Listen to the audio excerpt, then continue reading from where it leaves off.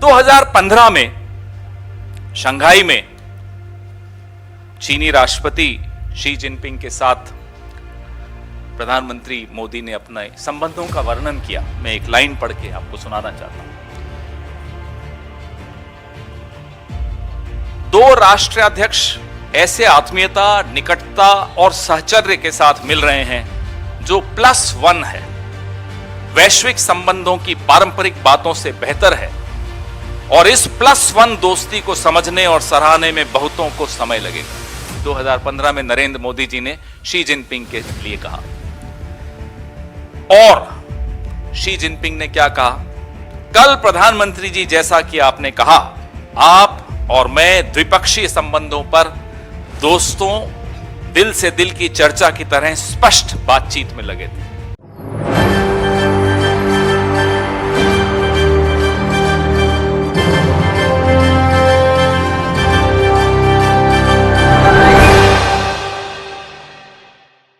नमस्कार, आप देख रहे हैं एसपीएन 9 न्यूज। आपके साथ मैं हूं ऋतिक सविता। देखिए, पवन खेड़ा लगातार जो है प्रधानमंत्री नरेंद्र मोदी पर सवाल दागते रहते हैं, चाहे वो चीन का मुद्दा हो, चाहे महंगाई का मुद्दा हो, चाहे बेरोजगारी का मुद्दा हो, चाहे जमीनी स्तर से जुड़ा हुआ कोई भी मुद्दा हो। और पवन खेड़ा ने इस बार तमाम सवाल पूछ लिए। उन्होंने कहा है कि चीनी संबंध क्या है भारत के साथ। उन्होंने ये भी बता दिया है कि आखिर प्रधानमंत्री नरेंद्र मोदी बार बार चीन का जिक्र नहीं करते हैं, चीन के ऊपर टिप्पणी नहीं करते, लेकिन मुलाकात बार बार क्यों करते हैं। पवन खेड़ा ने पूरा बड़ा खुलासा कर दिया। दोस्तों, पहले आप इस वीडियो को देखिए। जनवरी में पूर्वी लद्दाख में एलएसी से लगभग 40 किलोमीटर दूर चीन द्वारा पैंगोंग त्सो पर एक पुल के निर्माण की छवि सामने आई।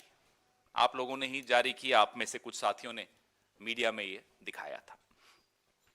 अरुणाचल प्रदेश के लुंगटाजोर क्षेत्र में पीएलए ने 18 जनवरी को भारतीय क्षेत्र के अंदर 17 वर्षीय भारतीय मीराम तरोन का अपहरण कर लिया था। मैं सिर्फ आप लोगों को याद दिला रहा हूं, इस देश को याद दिला रहे हैं हम लोग कि क्या क्या हुआ। भाजपा सांसद श्री तापिर गाओ, उन्होंने ट्वीट किया कि चीन ने 2018 में भारत के अंदर 3-4 किलोमीटर सड़क बनाई। 26 जनवरी को पीएलए द्वारा युवा लड़के को भारतीय सेना को जब दबाव हुआ आप सबकी तरफ से तो सौंप दिया गया। फरवरी में अरुणाचल से भाजपा सांसद यही तापिर गाओ ने मीडिया को बताया कि मीराम तरोन को पीएलए द्वारा पीटा गया, बिजली के झटके दिए गए और उन्होंने अपनी पार्टी की सरकार से इस मुद्दे को आधिकारिक स्तर पर उठाने का आग्रह किया। यह 3 फरवरी को तापिर गाओ का स्टेटमेंट। 13 फरवरी को मेलबर्न में मोदी सरकार के हमारे सबके विदेश मंत्री श्री एस जयशंकर कहते हैं कि वास्तविक नियंत्रण रेखा एलएसी पर वर्तमान स्थिति चीन द्वारा सीमा पर बड़े पैमाने पर सैनिकों को नहीं लेने के लिए लिखित समझौतों की अवहेलना के कारण उत्पन्न हुई। विडंबना यह है कि यही बयान जो मोदी सरकार के विदेश मंत्री ने 4 जनवरी 2023 को ठीक 1 साल बाद वियना में फिर से दोहराया। 1 साल पहले जो बयान दिया, जो स्थिति बताई, 1 साल बाद भी कमोबेश वही स्थिति एस जयशंकर के बयान जो वियना में दिया गया, अभी इसी महीने की 4 तारीख को दिया गया। मैं बयान पढ़ के सुनाता हूं। भारत ने चीन के साथ सीमाओं पर बल जमा नहीं करने और नियंत्रण रेखा को एक तरफा नहीं बदलने के समझौते किए थे, जिसे उन्होंने एक तरफा करने की कोशिश की है, जिसके परिणाम स्वरूप यह वर्तमान तनावपूर्ण स्थिति है। पूरा 1 साल बीत गया दोस्तों। भारत के लिए सीमाओं पर या तो कुछ नहीं बदला और अगर बदला तो स्थिति बदतर ही हुई है, बेहतर नहीं हुई है। यह स्टेटमेंट मैंने आपको जयशंकर जी का 1 साल पहले का बताया मेलबर्न का, और 1 साल बाद का बताया वियना का अभी 4 जनवरी का। बताइए, इस स्टेटमेंट से ही आपको समझ में आ जाएगा कि कुछ बदला नहीं। 15 फरवरी 2022, फिर से कैलेंडर पे आते हैं, को मोदी सरकार ने फिर से 54 चीनी ऐप्स बैन कर दिए। और इससे पहले जनवरी 2021 में गलवान के बाद आपको याद होगा 59 चीनी ऐप्स बैन किए गए थे। मार्च में चीन के विदेश मंत्री के एक दावे से हम सबको पता चला कि पीएलए और भारतीय सेना के बीच पूर्वी लद्दाख के हॉट स्प्रिंग क्षेत्र में वापसी हुई है। हालांकि विवादित क्षेत्र रीमैपिंग और उपग्रह इमेजरी चीन के साथ पीएलए सैन्य पदों को ही दिखाती। वो कह कुछ रहे हैं, सैटेलाइट इमेज कुछ और बता रही है। सच क्या है? हमारी सरकार ने तो देश के साथ साझा नहीं किया, विपक्षी दलों के साथ साझा नहीं किया, मीडिया के साथ साझा नहीं किया। 3 मार्च को इमेजरी को उन्होंने ये स्टेटमेंट दिया। 25 मार्च को चीनी विदेश मंत्री वांग यी भारत के दौरे पर आए, लेकिन मोदी सरकार पीछे हटने के भारत के तर्क को रेखांकित करने में विफल रही। We failed to underline, we failed to assert कि चीनी सेना को, पीएलए को वापस पीछे हटना है इस इलाके से। अप्रैल में बड़ा महत्वपूर्ण डेटा है, भारत चीन व्यापार डेटा क्या दिखाता है? भारत चीन व्यापार डेटा अप्रैल का दिखाता है कि भारतीय आयात 2021-22 में रिकॉर्ड 95 बिलियन अमेरिकन डॉलर था, जिसमें भारत के पक्ष में 73 बिलियन अमेरिकन डॉलर का रिकॉर्ड घाटा था।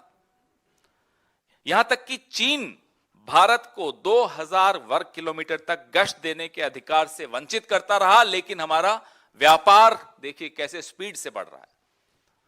और सुषमा जी कहा करती थी कि इस तरह से सीमा पर विवाद हो और व्यापार साथ में नहीं चल सकता। जेटली जी ने भी कई बार कहा, एस जयशंकर जी ने भी कई बार कहा। कहते कुछ हैं, करते कुछ और हैं, होता कुछ और है और दिखाई कुछ और देता है। ये इस सरकार की पूरी जन्मपत्री है।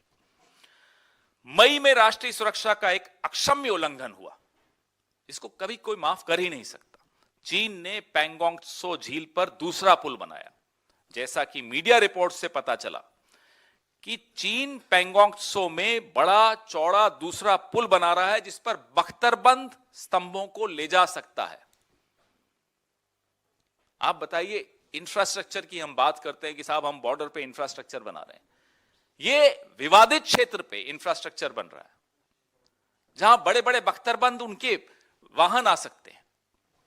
जून में मोदी सरकार ने आधिकारिक तौर पर चीन में 2023 में आयोजित होने वाली, इस साल आयोजित होने वाली प्रस्तावित सैन्य गतिविधि के साथ संघाई सहयोग संगठन SCO, शंघाई कोऑपरेशन ऑर्गेनाइजेशन में संयुक्त सीमा संचालन के लिए चीन की योजना का समर्थन किया।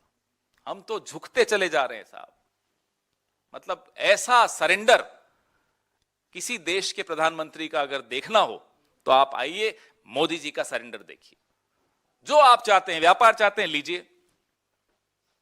आगे मैं और बताऊंगा और आपकी भी आंखें खुली की खुली रह जाएंगी कि कैसा सरेंडर है। ये जो सॉलिडारिटी 2023 है, अभी इस साल होना है, उसमें हमने संयुक्त सीमा संचालन के लिए चीन की योजना का समर्थन किया है। कान खोलकर हम सबको सुन लेना चाहिए, क्योंकि ये लोग तो चाहते हैं कि हम अपने आंख, कान, मुंह सब बंद रखें। जुलाई में मीडिया द्वारा दिखाई गई नई उपग्रह छवियों से संकेत मिलता है कि डोकलाम के 9 किलोमीटर पूर्व में निर्मित एक चीनी गांव, जहां 2017 में भारतीय और चीनी सेना का आमना सामना हुआ था, अब लगभग हर घर के दरवाजे पर कारों के साथ पूरी तरह बस्ती दिख रही है, गाड़ियां दिख रही हैं। ये सैटेलाइट इमेज में दिख रहा है, ये कोई हम और आप नहीं बोल रहे, सैटेलाइट दिखा रही है। चीन द्वारा 110 वर्ग किलोमीटर क्षेत्र के इस सलामी टुकड़े का जवाब मोदी सरकार ने नहीं दिया, कोई जवाब नहीं दिया गया।